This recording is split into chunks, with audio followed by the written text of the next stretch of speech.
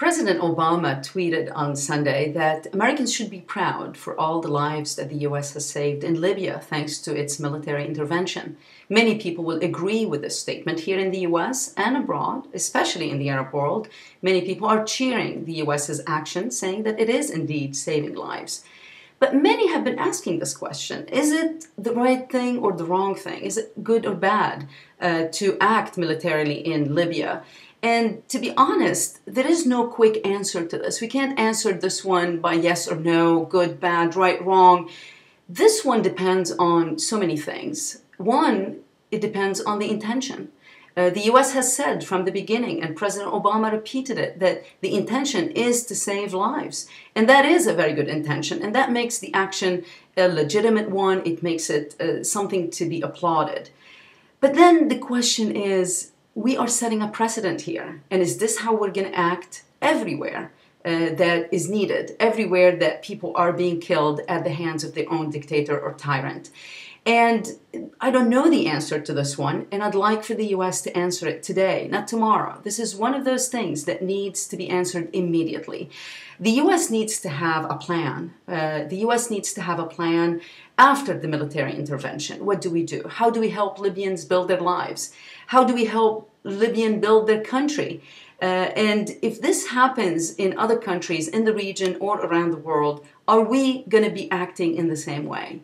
Right now, Yemen is going through the same. Are we going to do the same thing in Yemen? Bahrain is also having major demonstrations, and we're hearing reports of government turning on its own people and killing its own people. We're not doing anything in Bahrain right now. Is this going to change? When will it change? What will make us act in the same way we're acting in Libya? Syria is witnessing an escalation of a major situation there. Demonstrations, very surprising demonstrations in Syria, violent, people are being killed. How are we going to act there? Jordan is demonstrating, they're asking for reform. If they don't get the reform they want, we don't know how they're going to behave. We don't know how they're going to act. How are we going to act if that changes? All these are very important questions for the U.S. to answer right now, because that will determine whether these actions in Libya, the military actions in Libya, if they're right or wrong, if they're good or bad. We can't tell right now by just looking at one aspect of the situation. We have to understand, we have to look forward and understand how this is going to play out in the region and the world. But one good thing out of the action is that it is sending a message to other leaders in the Arab world, in the Middle East as a whole, to the world, that the U.S. and the world will act.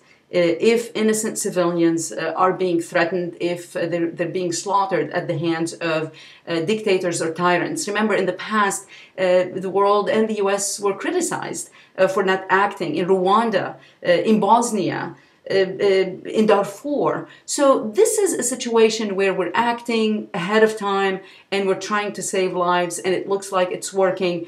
But of course, until the dictator is down, until the regime is toppled, all this remains to be seen. All this action remains to be judged. Then again, in the region, we have to think about Israel. Israel is right there in the middle of all these countries in turmoil. Egypt already chose its path towards freedom and democracy. But the Egypt that we have today is not the Egypt of yesterday. Jordan, as it demands reform, Jordan tomorrow won't be the Jordan of today or the Jordan of yesterday. So for those people who believe that Israel is not going to be affected by all this change, you're wrong. Israel is going to be affected by all the change. Israel has its own revolutionaries that might act from within. How are we going to act as a nation? How is the U.S. going to act if things develop in that direction? Are we going to wait until things happen and escalate and then come up with a plan? Or should we now have a plan, plan A, plan B, plan C? If this happens, this is how we will react. And are we going to be consistent? Are we setting a precedent here that we will be able to follow through with? Are we going to be acting systematically? Are we going to be acting consistently in a region where we are criticized for not acting consistently and for picking and choosing our battles and picking and choosing when we're going to act militarily and so forth? So all these are very important questions that need answers, immediate answers, because as our actions in Libya are proactive, the response to the whole region should be proactive. We shouldn't be reacting. We already know the countries that are in turmoil. We already can see where this is going or where this could be going.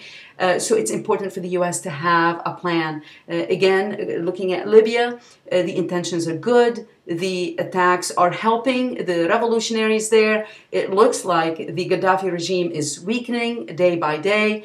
But what is our plan for the next steps? How are we going to help Libyans build their lives and their country? And what is our exit strategy? And how are we going to behave in the region and the world if the same situation arises?